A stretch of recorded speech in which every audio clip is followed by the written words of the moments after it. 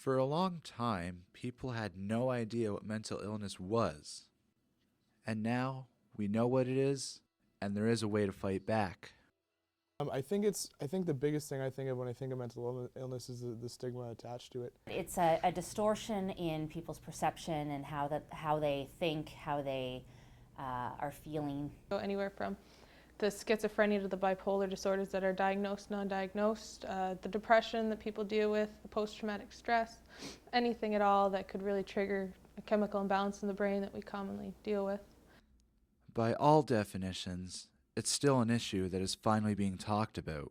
Many people know about Kurt Cobain, who battled depression before committing suicide. Others may recall the death of Jovan Belcher, the National Football League player who took his girlfriend's life before taking his own. Another one-time NFL player, Paul Oliver, also took his own life, shocking the sports world. Everybody has a story involving mental illness. The UNB Student Union President Ben Whitney also has experiences battling depression. Within the span of about 6 months, I had my grandmother, who I was really close with, passed away after kind of a battle with cancer, and a good friend of mine passed away a few months later.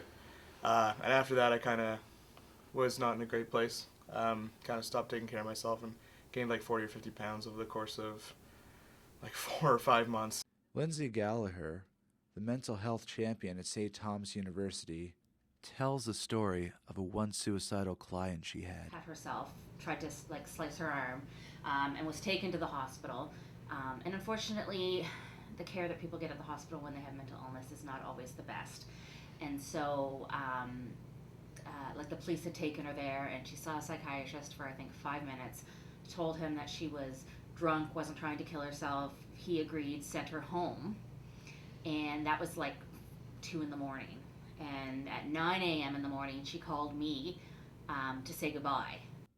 This is Miramichi, New Brunswick. 9 years ago, a mental health incident caused the entire city to go silent. July 2005, a cheerful teenager who no one suspected to have any type of mental illness took his own life at this very location.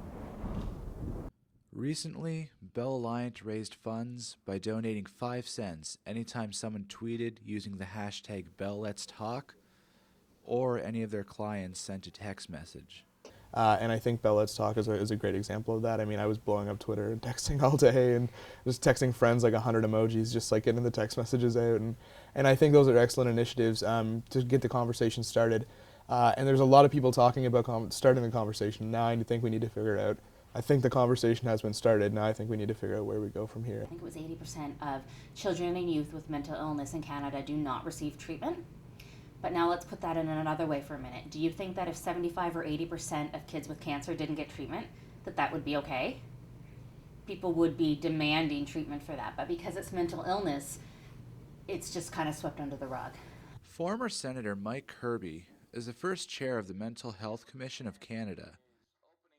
This will be by far the largest effort ever made in Canada to deal with the issue of the stigma and discrimination faced by individuals living with a mental illness. Major barriers to people seeking help. I will tell you there's a very interesting statistic that a survey done a few years ago showed that 38% of Canadian parents, so 2 out of 5, said that if they had a child with a mental illness, they would not tell anyone, and as a result, that child would not get help.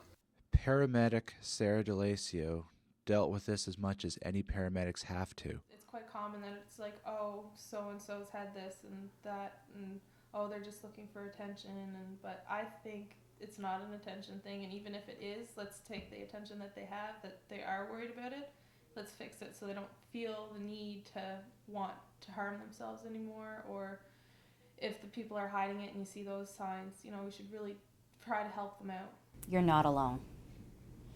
You don't have to go through this alone. You're not the only one who feels this way, and there are people who understand and want to help you. You're not alone in anything. There's excellent support networks around here, and you really just need to take that step and reach out. As tough as it is, it makes an amazing difference. You hear them come in quite oftenly.